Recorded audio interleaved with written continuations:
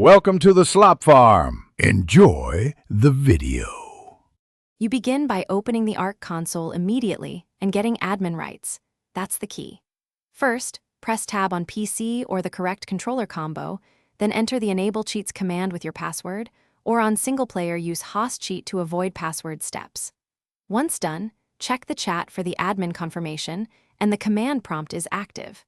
Make sure you do this now so subsequent commands will apply correctly to the server or local session without permission errors.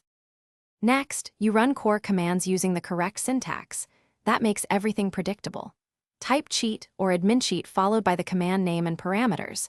For example, give item num110 true to get items, or spawn dino with blueprint ID to spawn creatures. Once done, adjust parameters like levels or quantities, and use tab autocomplete to reduce typos.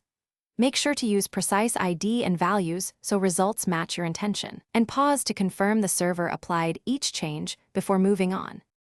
Finally, verify every change to ensure stability and avoid conflicts. That completes the task. After running commands, open your inventory, inspect tamed dinos, or review the world to confirm effects. Once done, use cleanup or reset commands like destroy wild dinos or set time of day if you need to revert changes, otherwise save your world.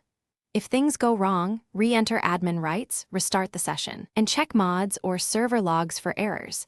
This usually reveals permission or mod conflicts that block commands. Thanks for watching. Consider subscribing if we helped you today.